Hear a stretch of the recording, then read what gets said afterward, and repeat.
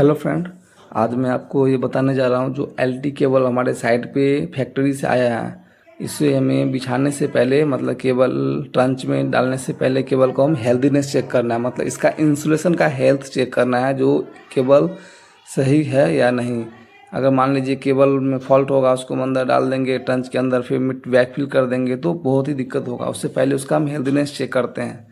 इसके लिए हम क्या करते हैं फ्रेंड, जो केबल आया उसको हम आईआर टेस्ट करते हैं, इंसुलेशन रेजिस्टेंस टेस्ट करते हैं, मतलब केबल की इंसुलेशन को हम चेक करते हैं जो सही है या नहीं।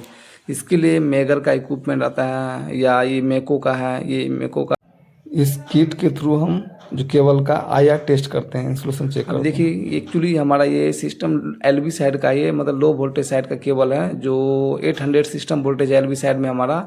जैसे मान लीजिए हमारा स्ट्रिंग इन्वर्टर साइड पे है, तो हमारे जो हर स्ट्रिंग इन्वर्टर से ये एलटी केबल आया है, और स्ट्रिंग इन्वर्टर के जो आउटपुट में से लेके पावर को ये एलटी पैनल होता है ना, वहाँ तक पावर लेके आता है। ये इसका मेन फंक्शन यही है। ये एलटी साइड है, इसका सिस्टम वोल्टेज 800 है। अब ऐसे इसी तरह से 24 केबल जो मेरा है 24 अलग अलग इन्वर्टर से आया है, और एलटी पैनल पे आके उस पावर को कंबाइन किया, पीवी एरिया के पावर को, फिर आईडीटी को भेजा है वहाँ से। अभी इस जो केबल आया तो उसको हम ड्रम में ही क्या करते हैं, आईआर ले रहे हैं, उस केबल का इंसुलेशन रेजिस्टेंस चेक कर रहे हैं सारे ड्रम में ही। अब इस ड्रम से हम अलग अलग लोकेशन पे शिफ्ट करके हर ट्रंच में जितना जितना लगे उतना उतना काट काट के बिछाएंगे हम केबल को।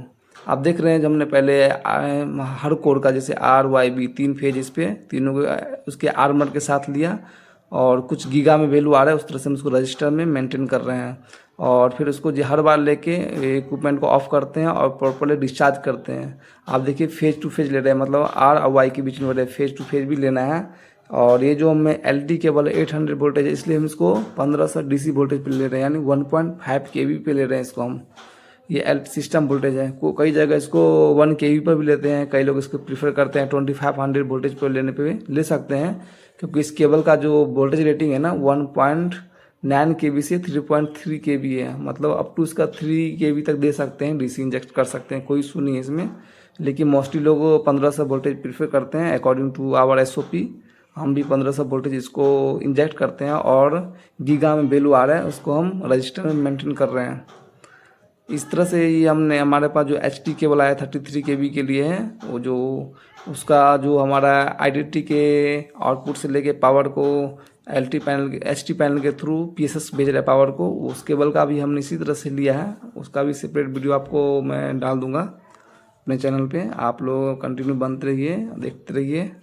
देख रहे हैं ये जो वैल्यू आ रहा है, और उसको हम रजिस्टर में मेंटेन कर रहे हैं, क्योंकि किस ड्रम में कितना वैल्यू आ रहा है उस ड्रम का हम पूरा रिकॉर्ड मेंटेन कर रहे हैं। ये